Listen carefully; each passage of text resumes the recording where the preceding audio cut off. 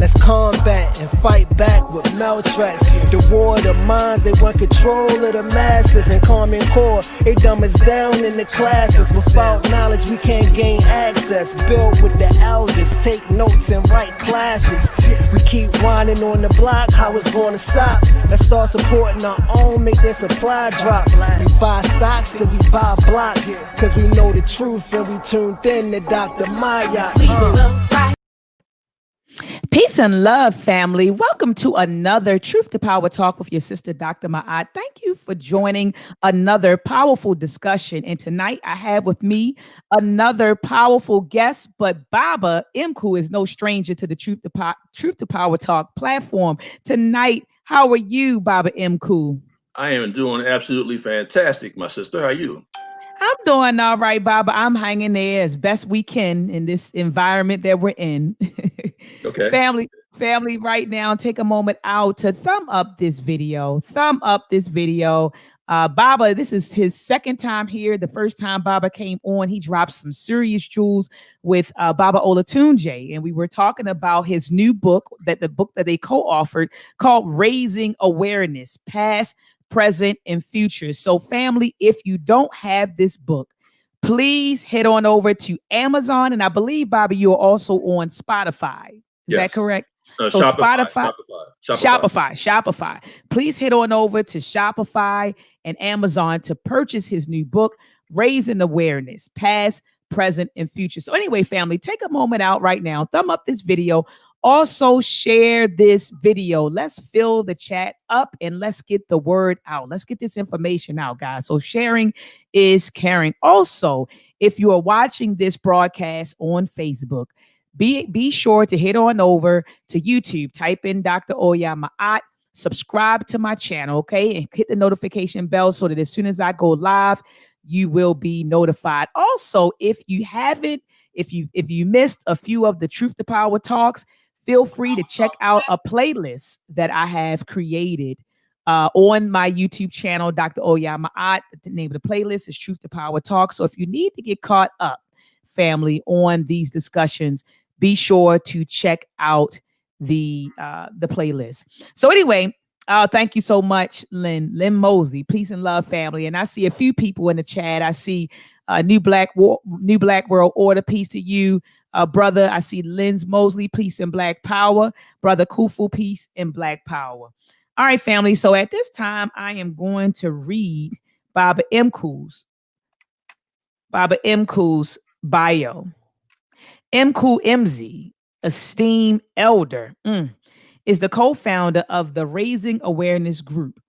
He has worked with young people in order to enhance their perceptions, powerful aspirations, and goals in life, and to be an example of fortitude and accelerated resolve. The education of African people, and especially the youth, is his highest priority. Ashe, creating awareness through educational activism.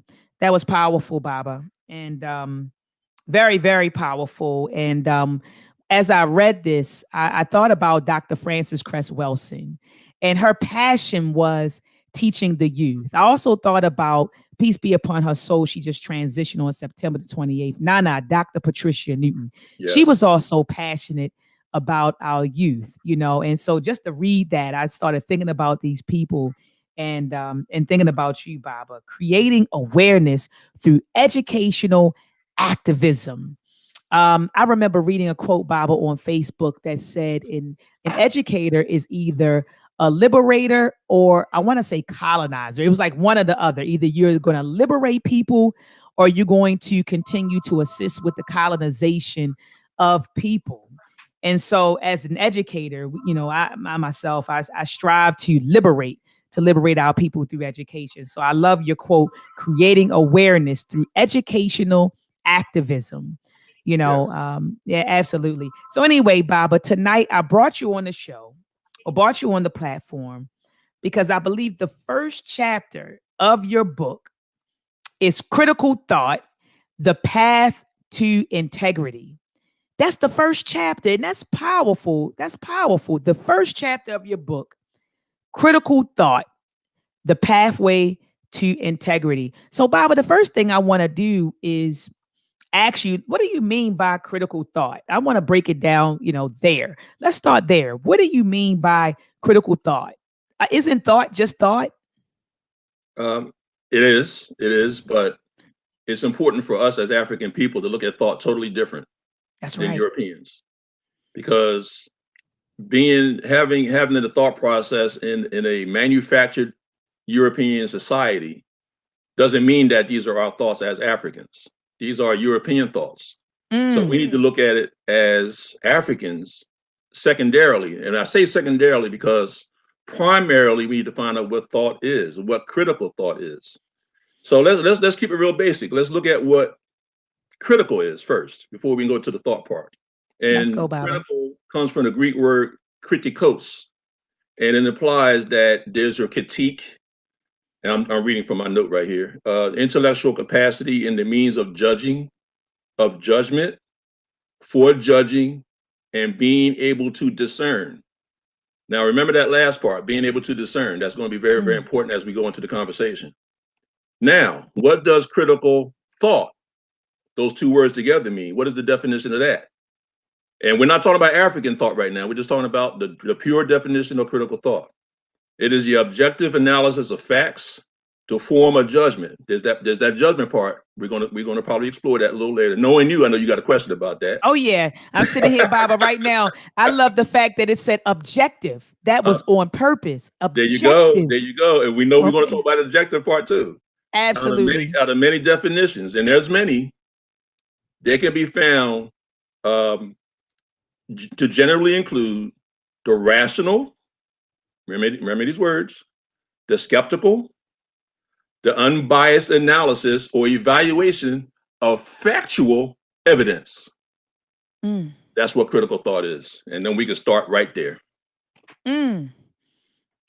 So let's start, Baba. So that in a nutshell is critical thought. So there were a lot of terms that you use. Yep. Objective, you said rational, yep, unbiased, yep, right? Yep. And the word discernment. Yep. So being able to discern. Yep. And so that's very, very important. And look, someone in the chat, Queen Mother Althea, she said that's real deep and true. And so that is deep and true, Baba. So, and then you said a couple of things even before you read the definition. I said, isn't thought? You said, well, yeah, thought, but there's a distinction. There's a difference between European thought and African thought. Right. So let's start.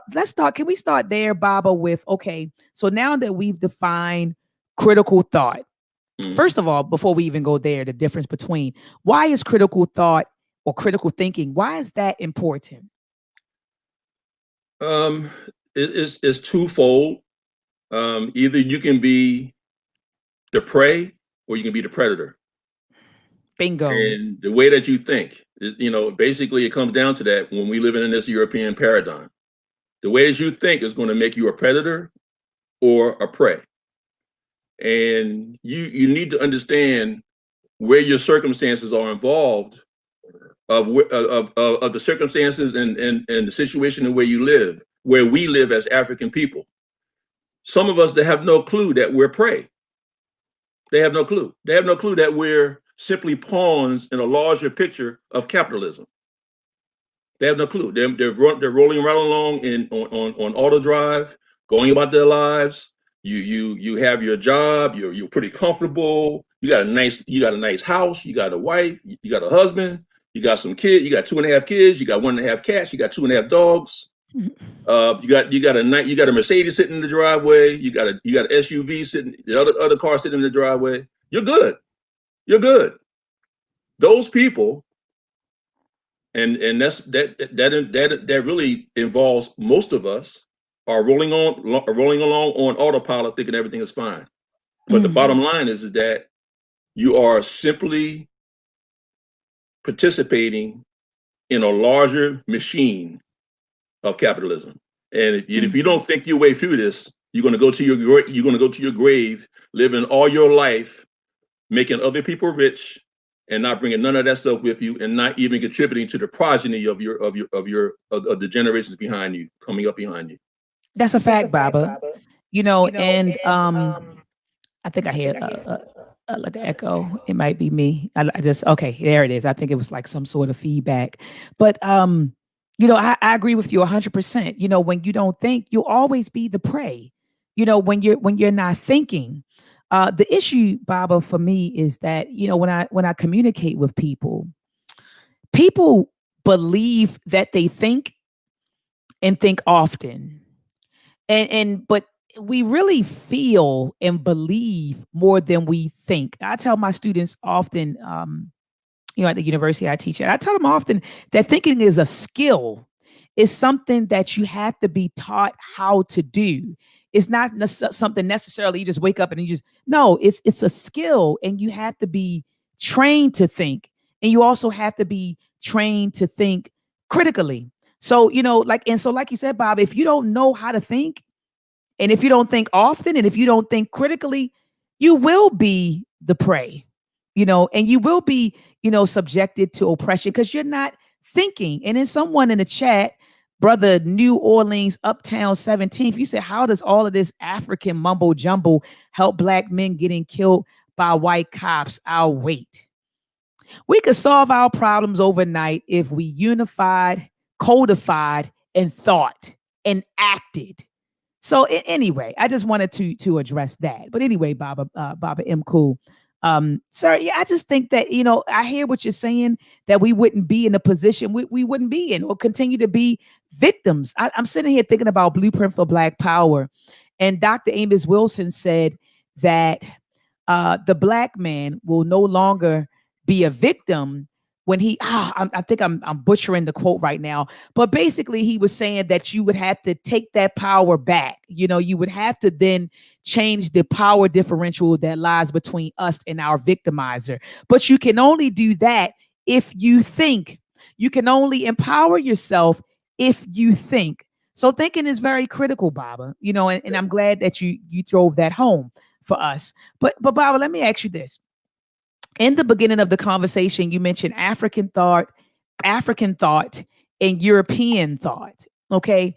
Can you explain what European thought is first, and then explain African thought, which is the contrast of European thought in a sense, Baba? So if you could explain the difference between European thought and African thought. Well, the European thought. Well, let me. I can't let that last whoever that person was that made that comment. I can't let that slide. I'm going to have to address that. You are never going to address and solve any of our issues as far as what did you say? Killing people, killing each other, and it's something about how is this going to help black men stop getting killed by white cops? Conversations about thinking. How is this going to help? Yeah. I mean, anybody who does not see the simple rationale behind that how are we being killed, by white cops and things of that nature? You have to admit that there's some issues there where we're making ourselves available and accessible in a lot of cases, not all the cases, but in some of the cases we're making ourselves available to be victimized like that. So if you was truly aware of your situation, of your circumstances, and of your environment, and you was really truly thinking critically, you may be able to avoid some of those situations. That's all I'm saying. Are we going to eliminate that? Of course not. I mean, are the white cops and the institution of the police, who are now militarized and armed and with military equipment, are they still going to kill us? Are they emboldened because of the courts to kill us? Sure. We still have to address that, but we have to look at the fact that we're making ourselves available in a lot of these cases, and I want to make sure I address that before we move on. Yes, Baba. Okay. Now, as far as the European thought process and the African thought process, there's really only one. There's really only one major, maybe two major differences. The European thought process is really strictly academic. I just read an academic definition of critical and critical thought. And those are the basic terminologies and definitions of that. Now, when you look at that as an African, thinking as an African, you have to look at that in a totally different way. Okay, you can't simply look at rational, skeptical, unbiased analysis, evaluation of factual evidence. You cannot look at those things and look at it on a scholastic level, and just come out and look at the information and just accept the information for being what it is. We are being subjected to propaganda every waking hour of our lives. And we have to be able to work our way through and discern the difference between European propaganda and what's good for the African mindset in this European paradigm. And that's basically it. Those are the two things that we can do to separate European thought process and African thought process. That's basically what it is. And Baba, I just want to, plus one what you said, about how we are bombarded or inundated with so much propaganda. And then so if you're not thinking, and so that's why I said people that why is this show important? If you're not thinking, you won't be able, like you said, Baba, to navigate through the foolery, to navigate through the mess if you're not thinking, And so, Baba, how do we move into, I guess, thinking like African people, well, thinking period, and then thinking like African people? What do you feel like must be done in order to facilitate that, or in order to manifest that, Baba? Again, we got to we see that's the thing. That's what makes this kind of complex. This whole thing about critical thought is a complex area of the way that we have to think. It's very, very complex. So we have to break it down to its very basic components. We have to look at the levels of thinking, the levels of critical thinking. Until you had to, my man Sean, yeah, he had to go for sure. If you don't look at the levels of critical thinking, and you have to understand where you are at, so you can start evaluating your thought process. So we give you the tools in the book to do that. So we have this very basic breakdown of the levels of critical thinking. There's 6 levels of critical thinking in the book. And can I go through it real quick, Dr. Maat? Please, Baba. Yeah, please. Now I didn't go into detail like I did the book. I just wrote down some real basic components of each level. And then if you get the book, it goes into much more detail in the book. But I'm going to give you a general idea of what this is. So the 6 levels of critical thinking. The first level is knowledge, the level of knowledge. That means that you are getting information that stimulates thought. This is where a lot of our people are at. We're again, remember I talked about that, going through autopilot, going through life. You know what I mean? Accepting things for what they are. I got a comfortable home. I got 5 bathrooms. I got a cave. I got a man cave. I got the 100-inch TV. I got all this stuff going on. So I'm cool. So you are happy where you at level 1. You know what I mean? Because you are just getting information. It stimulates some thought. You have a conversation with somebody, say, that's kind of interesting, man. And then you go about your business. You don't care about that conversation because you're living your life. Mm-hmm. That's number 1. Level 2, the comprehension level. And again, like I said, I go very, very more detailed in the book. This is the basic level of judgment of the data. Now, there's only 2 ways of looking at the data when you're a level 2 thinker. When you're a comprehension type thinker, you're going to have either or. These are the choices you're going to make. You're not really making a decision. You're just taking one position or the other. You have a black and white. You have a right or a wrong. You have a good and a bad. Or you have an agreeable or a disagreeable. Basically, that's where you at level 2 as a level 2 thinker. You can comprehend what the conversation. We can talk about the sports. We can talk about politics. We can talk about the Democratic, and the Republican parties. We can talk about Trump. We comprehending all that stuff. We understand what's going on. But the fact of the matter is, you have an either or mentality. You're not going to look at the difference. You're not going to look at both of those positions and come up with your own independent thought and come to a different conclusion. You're not going to do that. Not as a level 2 thinker. You'll never do that. So yes, Sean, the mythology is controlling the narrative. And we have a lot of things going on with mythology and everything else. Okay, that's the level 2 thinker. The level 3 thinker is the application. Now, let me go back. The level 2 thinker was what they considered the gray person that thinks in a comprehensive way. Number 3 level thinker is application, and that is like a higher level of gray.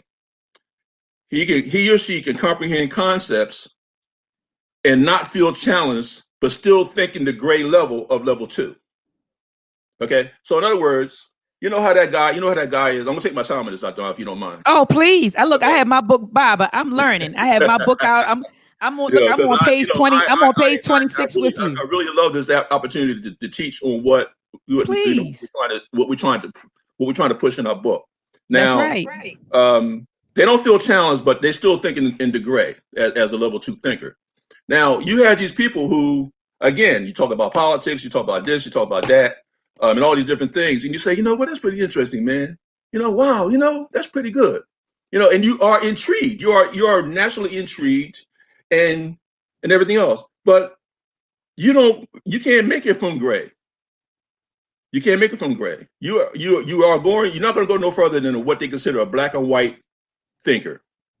So the higher level of gray, the higher level of number 2 thinker, the one who has application, you can take those concepts and look at it in an applied way, but you're not going to change anything because you think because you're looking at it, you're able to comprehend it. It's like looking at a movie. It's like looking at a photograph, a still photograph. It doesn't really matter whether it's black or white, or you looking at a movie.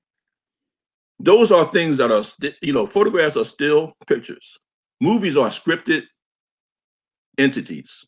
You know what's going to happen from the beginning to the end. You pretty much know how the plot is. You look at a scary movie, you look at a love movie, all these different things. You know how it's going to be. Your life is predicated on expectations. The expectation that the European model paradigm has given you. You're not looking at it as an African. You never even considered what an African would do in those situations. You're still thinking in gray, and you may think in black and white. Number 4, the analyzer. This is the true black and white thinker. They are now comfortable with different points of view and may even weigh and consider them. That's the difference. You may weigh and consider those concepts and those different points of view. External opinions is not threatening to you. You know how people, when you are level 1, level 2, number 3, especially people who are entrenched in their dogmatic philosophies, emotionally tied to their religions and things of that nature. It's like you threatening them because you give them a different point of view that's opposite of what their religious dogmatic point of reference is for their life. And yes, and I know that's very, very emotional for a lot of people, but people who are still stuck in level 1, 2, and 3 can never get out of that because they think that it's threatening. Level 4 can can actually listen to an external opinion and not feel threatened by it. You may not do anything about it. You may not change anything because you still haven't reached that level of synthesis yet. Teach, Number Baba. 5 is synthesis. And that level of synthesis is what you consider at a higher level of critical thought. Now, often our great scholars, our great teachers, our leaders, those are people who are number 5 thinkers. Those are people who are at synthesis. And when you say synthesis of a number 5 level critical thinker, that means that those concepts and principles that are brought into their lives as Africans, those African principles, you can see them living it every day. You can see them talking it every day. You can see them writing books about it every day, or as often as they can. You can see yourself, Dr. Maat, on this program, projecting your Africanness on your platform, bringing people who are African-minded on this platform. Those are people who are level 5 thinkers, who are in the synthesis level, and who have actually implemented these principles in their lives. That is when you become African-centered. And until you reach level 5, you will never be African-centered. Never. Hold on, Baba. I gotta look for my fire button. I should have had it ready, and I should have had it locked and loaded with you because you. Oh my goodness! The last time you were here, you dropped so many jewels, Baba. So I should have. Please forgive me for having that. Having not had my button ready. Come on, man. Hey, man, you got me ready. Hold on, Baba. Look. Let me add it to the screen. I should have had it already ready, Baba. Here we go. Look. Here we go, Baba.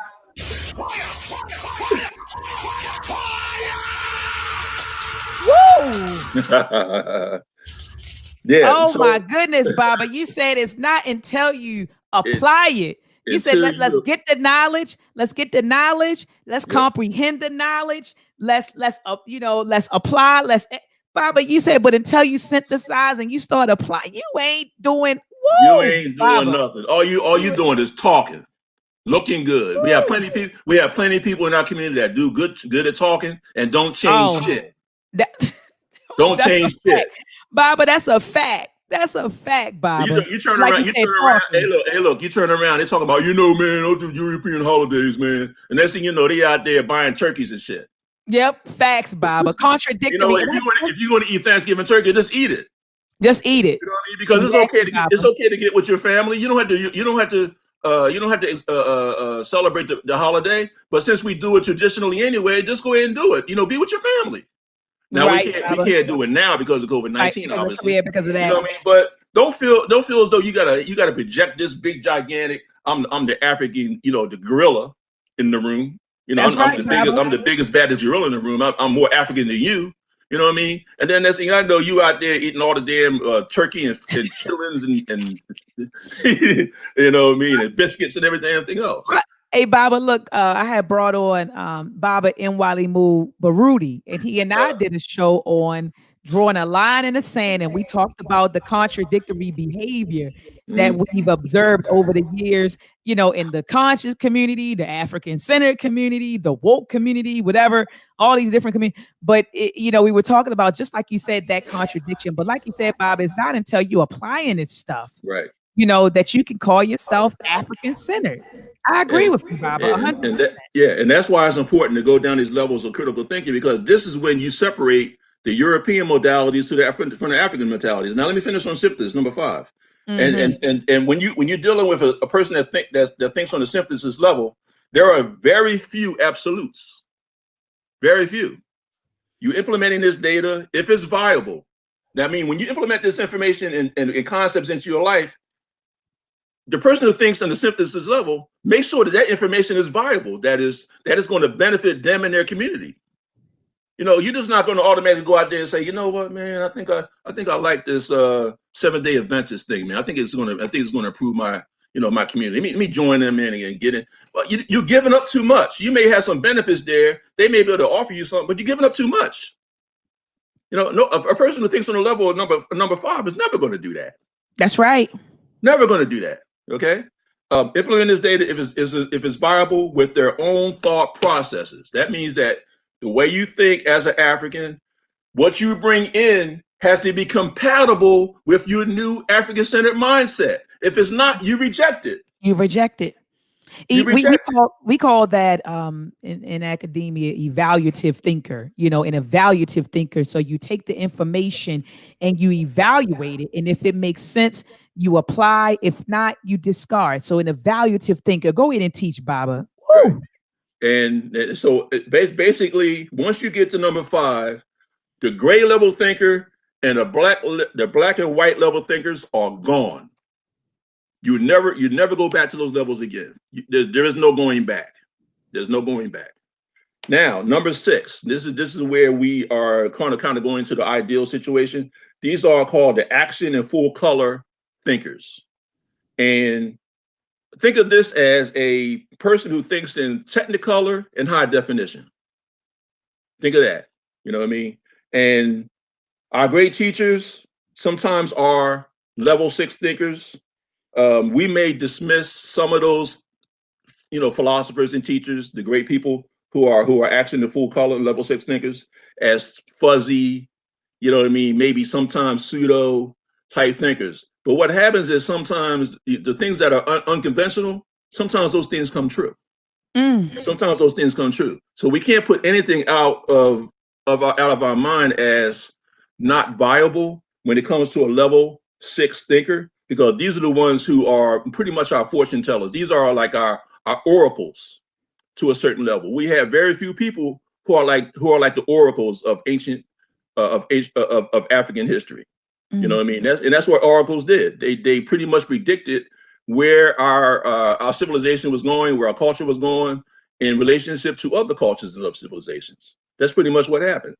We do have people who have been around, who wrote books and who talked about things that may happen, but you know why? The reason why they did that is because they looked at history in a very, very critical, objective way. So when you think about let's take for instance Dr. Maat Kilimanjaro. Mm-hmm. All right. And when you look at his book, which I think is probably his most important book, that's just me.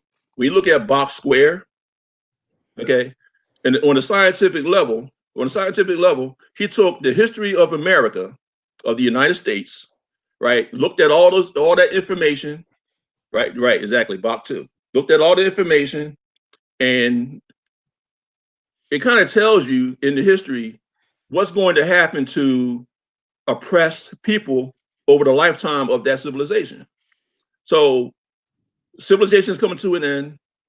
The people who are at the bottom get kicked, get their butts killed, or even get blocked out and blanked out and get eliminated. And we have to really take a real good look at where we're at right now in this period of time in our history here in the United States, in this North American continent. We have to really take a look at that. But I'm just bringing that up as an example of what we consider people who could be oracles. You know what I mean? But it's not really so mythology based. You know what I mean? It's a scientific base. So when we hear about oracles, some of it is mythology. But I believe that when you have people like Herodotus was a European, but he documented history and came up with some concepts that says, you know what, certain things that have happened in this period, and then later on, what's going to happen is other civilizations are going to fall. Because that's what human beings do. That's especially Europeans. And when you talk about another person who was an oracle, would be Chancellor Williams.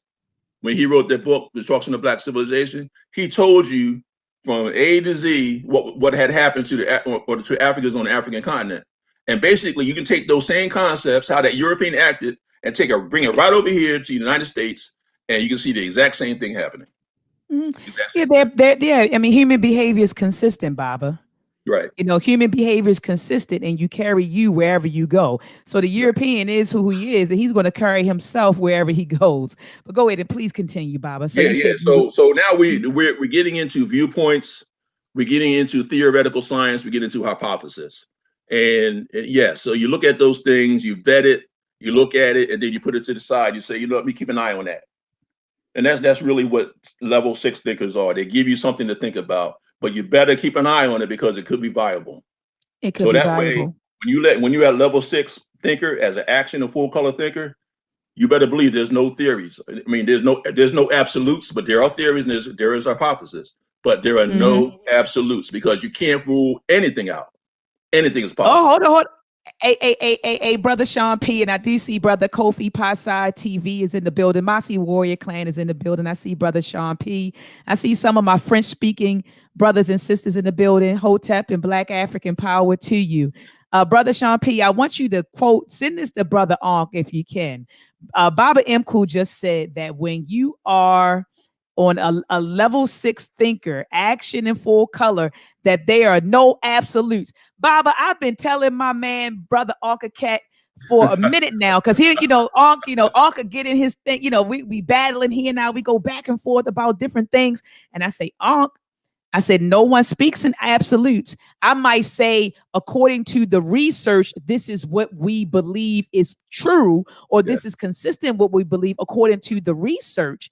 Right. At present, but you don't know what's going to happen in 100 years, 200 years. So I tell Ankh all the time, stop speaking in absolutes, Ankh, because you never know, so what might be true today, it may not be true tomorrow based on the uncovering or in discovering of data.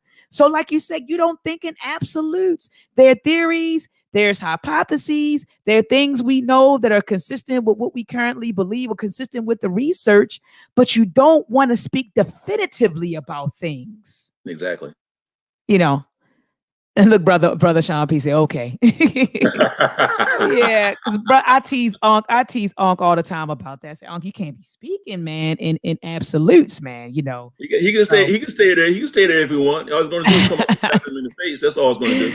That's what I tell him. Who knows? Because we might have it wrong. We might have it wrong, Bob. But some things we believe are true, and the research says this today.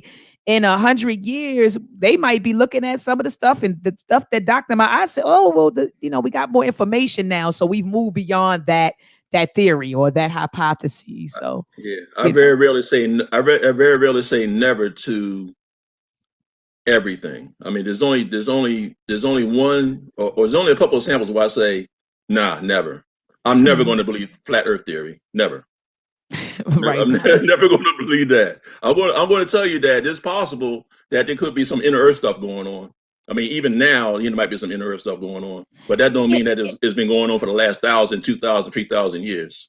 Yes, see, Bobby, and see, what you're saying is basically that you stay away from strong quantitative words. So when you say things like always or never, those are strong quantitative words. And you want to be careful, because if you put that out there, that this is always, or you use that word, if someone presents you with one case that differs from what you're saying, then your theory is gone. So I stay away from words like you said, always and never. They're very strong quantitative words. And so we try to, stay away from that. Exactly. So Bob, I want to move into, I'm looking at the middle of page 27. Okay. He says critical thinking, moral integrity, and citizenship, right? When I first read that, the first two sentences on this particular page, I thought about a paper that King wrote at Morehouse College. I want to say this was back in the 50s. It was something he published on the purpose of education. And he said that the purpose of education is the cultivation of intelligence plus character.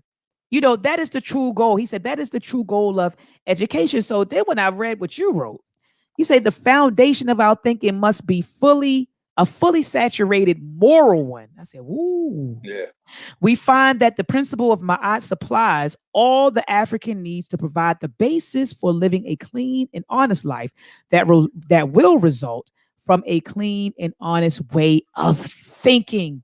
Exactly. So it's character and thinking, morality and thinking, they go hand in hand. And so, Baba, could you expound on that, please? Yeah, I mean, there's no way to get around that, because when we try to keep it as basic as we can, because like I said, I don't need to get in there and try to do a dissertation and try to present information to people with all these scientific concepts. There's no need for that.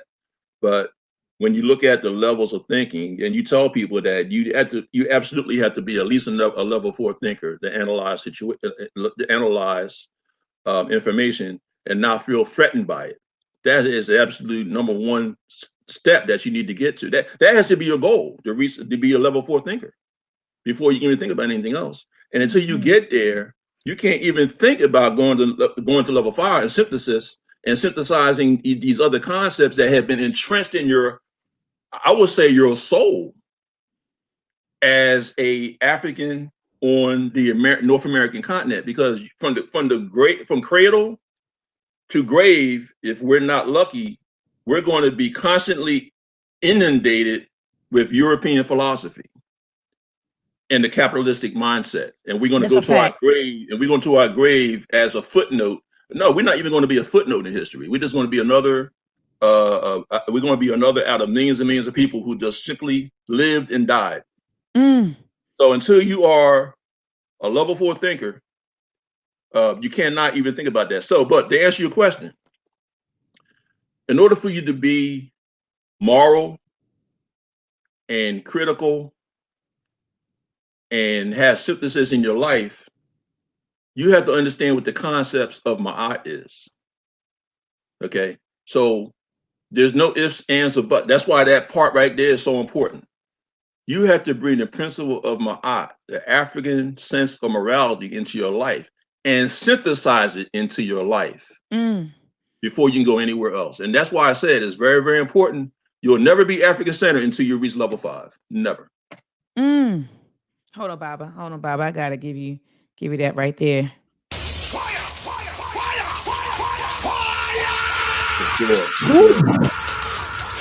Sure. I knew I was gonna be hitting this button a lot, Bob. I just gotta keep it ready now. And I knew that was coming. I like your platform, because we don't go into this question and answer stuff. We just say, look, The conversation is going to be on critical thought. So be ready That's to go right. anywhere. Be ready to That's go in any right, direction. Baba. So we might go in any direction. That's right, Baba. That's right. But I love what you said. The principles of Ma'at. I love exactly what you said. And then earlier, before you had answered the question, you said that if we don't get ourselves together and start thinking and engaging in critical thought, you said we'll just be a group of people who just used to live here. Baba Kiti Awadu, he made an estimate. He said something about we had 45, 50 years, to get it together. He said the same thing you said. Else we're not going to be around. We'll just be a group of people that used to be here and now we're gone. You got the Hispanics coming over here, and having babies, at a rate significantly, higher than ours. And so they're projected to become, they may be the majority. I don't think they're the majority minority now, but they are set to become the majority minority soon. And they say that when that happens, now, according to Dr. Claude Anderson, he said, now, you think you don't have any power now, you're really not going to have any power when that happens, because you'll be like the minority and no one wants to listen. No one cares. No one will be pandering to you, And so, what you said, I was just thinking about this stuff, Baba, when you talked about how we would just be a group of people who used to live here if we don't get our acts together. Yeah, basically. Yeah. So, all right, Baba. So you saying morality, and you base that morality on Kemet. But what about West Africa? Did they have a moral code of ethics, right? E.Y. Pelly, and I believe that I'm sitting here thinking about the other group of people. I want to say Dinkra, brother Kofi Paisai, you got to help me out. But I want to say it's the Dinkra people. They also had some sort of code of ethics, but I forgot the name of it. And then you had E.Y. Pelly. So I know we talk about Ma'at, but Baba, I do believe there were a few other code of ethics. Yeah, E.Y. Pelly, brother Shango. Yes, E.Y. Pelly, ideal character. Yeah, and then we also had, I want to say the Dinkra people had a code of ethics also.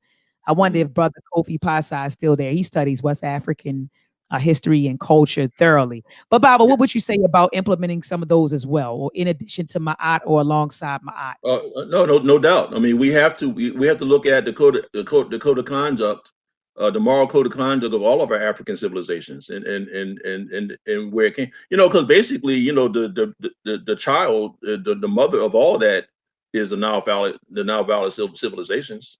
It was carried forth throughout the rest of the continent. So when I did it, it might have been, adopted and changed a little bit. Obviously, linguistically, the language changed and things of that nature, but the concept is still the same. You had to think about your nation, your village, the children were the most important asset and resource of the village, and basically that's what the principle of Ma'at is all about. The natural natural care and solvency of the African community, no matter where it may be, East Africa, South Africa, West Africa, even in ancient Egypt, same thing. Although ancient Egypt had a hierarchy of kings and all those other things, pharaohs and stuff like that. But the fact of the matter is that we still had a code of conduct. Absolutely. And family, if you want to learn more about Ma'at, Baba Mkuu does talk about Ma'at in his book in chapter 1. And I believe, Baba, you elaborate on it in chapter 2 as well. I want to say that I saw something in chapter 2, or maybe chapter 2. I actually go in more so on the chapter 2 of integrity, because that's where it's more apropos. But we had to get our thinking in line first before we can adopt the African code of conduct into our lives. You got to get the thoughts and your thought process together first. Yeah, absolutely. And so, Baba, how do we train our children to get to that level 6 thinking? So I really love what you did, Baba, and I would love for you to next semester, I'm teaching a class called, I've been for the past 4 or 5 semesters, I've been teaching a class called Introduction to Electrical Engineering.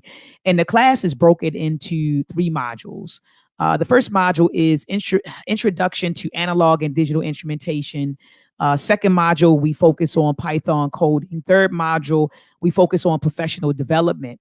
But what I've proposed to the faculty about 2 years ago is that when our students come into this introduction class, that there needs to be a module that focus on critical thinking, because a lot of them will come in and they don't know how to think and to think critically, but then we say we want to teach them engineering concepts and principles, which will require them to think.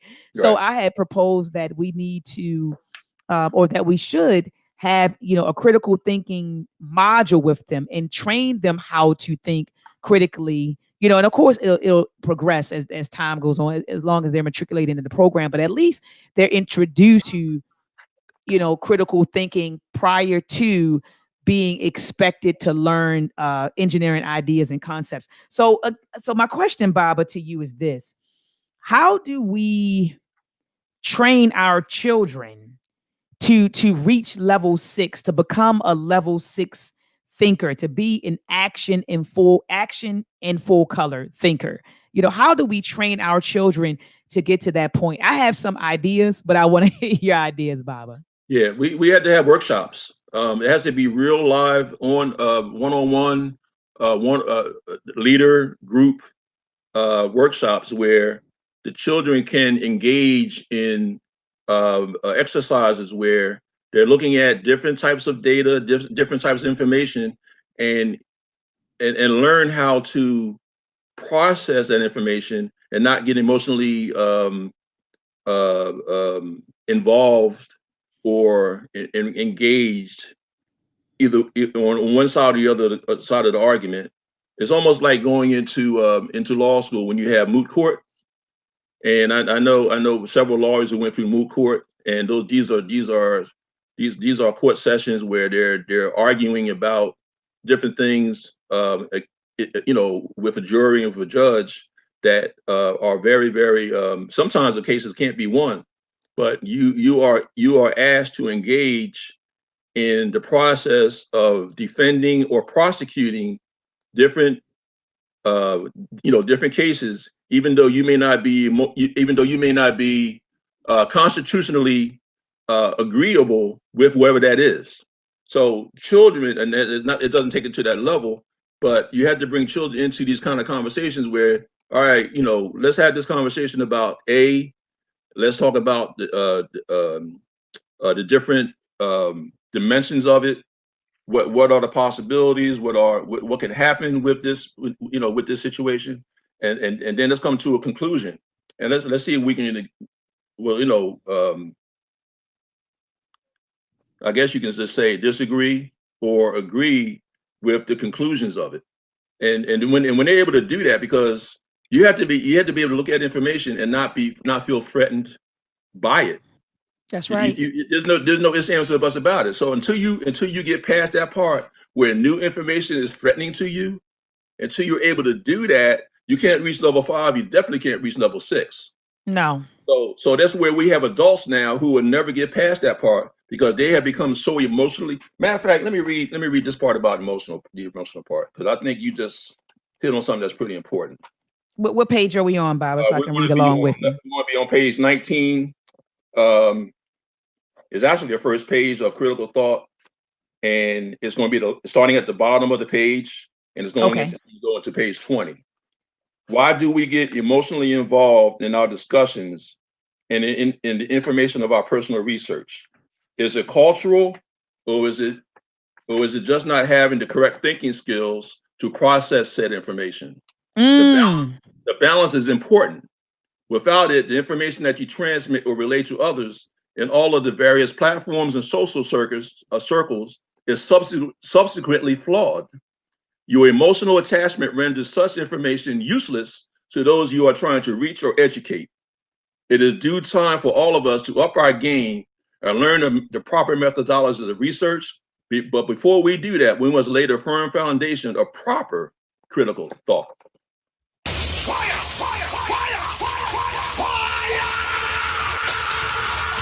Those children have to learn their lessons based on what I just read. And once they learn not to be emotionally attached to any kind of material, and look at it objectively and scientifically, and then weigh it in a viable way that is going to be good for them, and anything that's African centered is going to be good for them, and they're going to come to that conclusion automatically. We know that, and they're not going to be so quick to accept this stuff that's being propagandized in the European paradigm, and that's what we do with the children. That's what we do. And so, Baba, in order to do this, I mean, I think that's why African-centered schools are just so important. You know, people like Mkuu and Mama Ya, Baba Mkuu and Mama Ya Barudi are very important. People like Brother Marcus Klein in Chicago are very important. People like Pan-African Liberation Movement, PLM in Baltimore, Maryland, are just very important. People like Baba Amin down in South Carolina are very important. We need to have schools that teach our children to think and trying to think of how I want to articulate this, to not only think, but to have African-centered thinking, you know, to think as African people. Because if we think as African people, we will behave as African people. And so I'm sitting over here thinking about Carter G. Woodson's book, Miseducation and the Negro. And then, you know, there's a quote in there that says, you know, when you can control a man's thinking, you know, you don't have to worry about his actions, you know. And so they're not really worried about us right now, Baba, because they control our thoughts. And like you said, we're up against a machine. I call it a beast sometimes, Baba. And I don't think that people realize this. I often tell my students that there are three things I strive to do every day, Baba. One is to be of good character. Do I fall short? Family, you know I fall short. But I strive, Baba. You know, when I wake up, I want to be, you know, I strive to be, you know, a person of good character, you know, a person of, you know, high moral standards, integrity, you know, honesty, personal accountability. So I strive to do that. Secondly, Baba, I strive to think freely. You know, and I tell my students, say, what do you mean, Doc? Think freely, because I said our thoughts tend to be very, very polluted. So as I'm navigating, you know, through this world, this machine, this matrix, if you will, I want to try my best to think freely. And the third thing, Bob, is just operating in the best interest of myself, you know, my family and my community. And I share that with them every day when I talk to my students. You know, what are you doing? You know, and I tell them, you know, I'm doing this. I hope that you're doing this as well. But so, Baba, we definitely need to have institutions that push thinking and that pushes African-centered thought. So again, people, you know, shout out to all of those African-centered schools and family. We need to support these institutions, you know. No doubt. So anyway, because if we send our children, we continue, Baba, to send our children through the miseducation system or the fool system, they're going to be Africans, or, you know, phenotypically, but, you know, mentally, you know, and culturally, they're Europeans. They think, you know, you'll think like Europeans and you'll behave like Europeans. And to behave like a European would be anti-African behavior that you would be indulging in. So, Baba, I agree with you that you know, we have to build institutions that will push African-centered thinking. Yeah, there has to be a supplemental way there has to be a way of supplementally educating our children. You know, the alternative education, obviously the African-centered supplemental education has to happen. Sometimes we have to send our kids to what they call a conservative European education. Sometimes we have to do that. Sometimes we don't have any other choices, but we can find ways of giving them the supplemental information, either at home or with you know, a neighbor who is pretty knowledgeable and with education, with the resources, with the curriculum. But let me bring something else up that's pretty important. Now, but Bob, it was one thing I wanted to say to what you just said. You were saying that how some of us, you know, like you said, we're in a position where we couldn't send our kids to African-centered institutions, or we may not be able to homeschool them, so we may end up sending them to the public school system. And I agree with you. But one thing I can say that COVID-19 has shown us is that we can homeschool our children. They're home now, Baba. You know, so what's the difference between them being on the computer and being instructed by a European-centered curriculum when they can. I heard that Freedom Home Academy from Brother Marcus Klein, they're online now. Yeah. Baba Imwalibu Baruti and Mama Yabaruti, Akabin Institute, their curriculum is online now. Yes. So now we're at a place where that used to be the case, but now, Baba, we can homeschool our kids using our own curriculum. We're homeschooling them anyway. I agree. I agree with you. Speak to that, Baba. I just wanted to add that. No. I agree with you. But just make sure you get the right resource. That's all. Absolutely. That's what it's about. That's what it's about. But please go ahead and read, Baba. Oh no, what I was going to say was I was told actually Baba Olatunji Mwamba, who co-authored the book with me, told me that there was a gentleman who he knows, he's known all his life, said that my writing style was like this the brother Naeem Akbar. And I didn't realize that. I have actually a couple of his books, and I never really paid attention to his writing style. But when I thought about it, I said it looks like he's right. But this book here, Know Thyself. One of my favorites. Now, our oracles have been telling this stuff. These level 5, level 6 thinkers have been writing these books and telling this stuff now for ages. We just haven't really been paying attention. People like me and you and other educated scholars and researchers know about this guy, but the masses don't. But in chapter 1, right in the beginning of the book, he talks about education. Yep. And it was a vehicle for transmission of self-knowledge. And this is where the you got the book? Okay. Baba, look, Baba, and not only got it, Baba. Hold on, I want to show you. You're gonna say this woman not just have it, Baba. You see it. If you look through it, Baba, look, it's highlighted. Look, it's a bunch of highlights. You can see my bookmarks in there. So education. This is chapter 1, first page. Education, because he sets the stage too, just like we did in our book. Education was both a sacred right and responsibility because without it, no one born into this world will become fully human. Our humanity is defined and distinguished by the development of knowledge, and particularly self-knowledge. Therefore, it is critically necessary for each generation to learn who and what they are. This process is not limited to the transmission of certain skills and habits. Certainly, there is much about human survival that has to do with the transmission of certain skills. And the earliest learning that we experience firmly implants many of those basic skills, such as walking, speaking, language, et cetera, et cetera. The developments of such skills at the beginning of the educational process to the extent that they enhance our survival and are consistent with our human nature. Now, he's not talking about people. He's talking about Africans.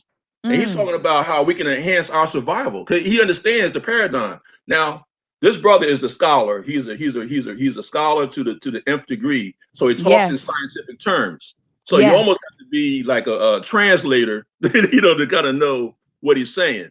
So, sometimes, we speak over our people's heads. Sometimes we do that, but it's up to us to break this stuff down and let people know that this brother is very, very strong. Yes. And he talks about education just like Asa Hilliard did. Yes. Just like Rudy did. Yes. Just like Takao Kilimanjaro does. John Henry Clark talks about it in his new African American Nationalism. There's a paper that he did. You can find it very easily online. He also talks about in this book who betrayed the African World Revolution. He talks about it in there. Then you have also Asa Hilliard again with the teachings of the oldest book of the world, the teaching of Peter Hotep, and then we got Naeem Akbar. Just to name a few. Just to name a few. Yes. And then look, I'm sitting over here thinking about Dr. Amos Wilson. He talks about education in his book, Blueprint for Black Power. He also talks about education in his book, The Developmental Psychology of the Black Child. No doubt. Yes, Nwali Baruti has a book on to educate a people. I have that. I think he just dropped that. Oh, yes. Yes. So education, like you said, is the vehicle, to the self-knowledge and the transmission of self-knowledge. Right. But he also tells us that it's the first step in your identity. So like you said, the vehicle, the first step in your identity. Is education. Because if we start, it's not our fault that we start late with our children. You know what I mean? Because we don't know ourselves. But if once we know and we have young children, get them as early as you can. That's right. And teach these concepts and principles of being African centered, and even to the part of nationalism. Talk about it and get it in their heads, because they need to be armed with this information. They need to be able to defend themselves against this, what they call misdirected educational system. Absolutely. It is a misdirect. I like the way you qualified it, Baba. The misdirected educational system. Yep. Dr. Amos Wilson, in his book, Developmental Psychology of the Black Child, he said that, the education system trains our children to be outer directed instead of inner directed. So I like what you just said, Baba, that it's the misdirected educational system. And so in order to control the minds of our babies, we have to, in order to control and to condition the minds of our children, it's important that we build institutions that will mold and shape their minds. And one institution, a vital institution, is the educational institutions. We have to do that. Right. And even the family institution, molds and shapes your mind. Dr. Kobe Cambon talked about that in his book, The African Personality in America, how vital, the mindset of the family is, because you're going to transfer that mindset to your children. And so absolutely. Yeah. So yeah, Bob. And then earlier when we were talking about how to train our children to reach the level 6 thinkers, or level 6, you mentioned getting them involved in conversations where they're given cases or stories or scenarios, and they have to think their way through them and test hypotheses, come up with conclusions, test data. Absolutely. And I'm telling you, and buy your children science kits. Man. I love science kits, Baba. Like science kits. Reading is a value in my household. You have to read, because when you're reading, like as I explained to my 10-year-old, you're exercising a lot of skills. You're reading to comprehend. You're reading for the knowledge, you're reading to comprehend. You might come across new words while you're reading, which will expand your vocabulary. So there are a lot of skills you pick up just from reading. So get your children involved in reading. Read to them, let them read back to you, and then talk about it, like you said, Baba Mkuu, where now we discuss it so I can see whether or not you understand it. I can gauge how well you understand the information. Science kits are really, really good too, Baba, having them put together. And then also, Baba, playing games like Scrabble, chess, even checkers, starting them with checkers, because with those games, it forces you to be analytical, so you're teaching your children to analyze certain things. So I do agree with what you said. Baba, thank you so much for coming on the platform tonight. Let me give it up for Baba one more time, because you dropped a lot of jewels tonight, Baba. Oh, one more. Okay.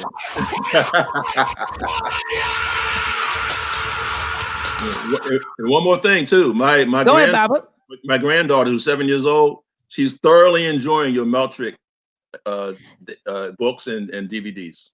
Thank you so much, Baba. Thoroughly enjoying it. And Baba, I appreciate you posting her picture. I thought it was so cute. She was posting with my stuff and some products from the Massey Warrior Clan.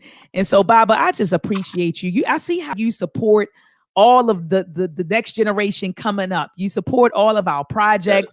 You'll come on our platforms, you buy our books, and then you not only do you buy them, then you promote them on your page and you encourage other people to do it. And so brother Kofi Pasai in the chat, he was saying how he had to come over here and support, his Baba, his great, appreciate that, great elder. Brother. Appreciate that.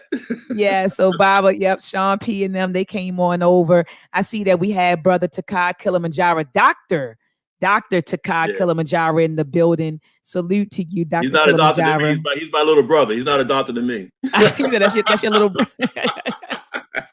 But yes, Baba, I do appreciate it. And Baba, and you've always made yourself accessible to the next generation. Like we could just call you up. You're like, all right, here's my number. Hit me up. We asking you questions. You come on the platform. I know you were just on the Geechee Motivator. You were just on his platform, maybe a few weeks back. I got to go back and check that out in the archives. But I love how you made yourself, available to us. And that's what an elder does. I mean, you're really the embodiment of what an elder, because see, we tell people, I tell people all the time, there's a difference between an older and an elder. Absolutely. There's a difference.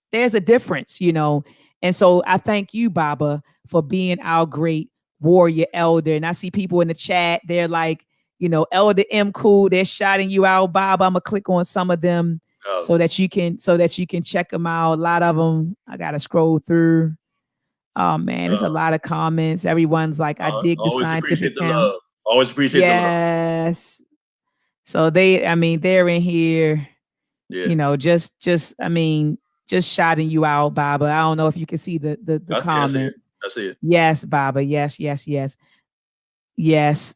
Brother Zane says, thanks so much. He said, thanks for your presence, Baba. Ashe. Oh man, my pleasure. Ashe. So Baba, I got to bring you back on because you wrote another chapter. I think chapter 2 was on integrity. Man, look, we don't even go in yet until we get to integrity. Yes. Don't let me talk about integrity, man. You're gonna have me all passionate and all emotional. Look at this. Look, integrity, laying the foundation, the door to personal and African community healing. Bob, I got to bring you back on to talk about integrity. So thank you so much, Baba, for coming on. Baba, do you have any closing words for the listening audience? No, I'm just saying that, what I'm saying, just like we're doing now, just make sure that you reach your children and reach the young people. I mean, your job now is your progeny has to be your number one priority. Our next generation has to be our number one priority. And we have people out here, putting out that work. Masai Warrior Clan, Kofi Pazai group is doing that work. Obviously, University Kemet Press, and yes, we had the platforms. Gichi y'all doing his thing, and we got you said the educational programs with Malami Baruti and yes, the other guys who have these schools are doing that work. Continue doing that work. That's my plea. That's my charge, and I'll try to support the best way that I can. I'm just a soldier. That's all I am. And a Safo, the warrior, Baba. Exactly. Thank you so much. Thank you so much, Baba, again for coming on. Thank you, bro. Love and light. Let's combat and fight back with maltracks. The war of the minds, they want control of the masses. And Common Core, they dumb us down in the classes. Without knowledge, we can't gain access. Build with the elders, take notes and write classics. We keep whining on the block, how it's gonna stop? Let's start supporting our own, make their supply drop. We buy stocks, then we buy blocks. Cause we know the truth and we tuned in to Dr. Maat.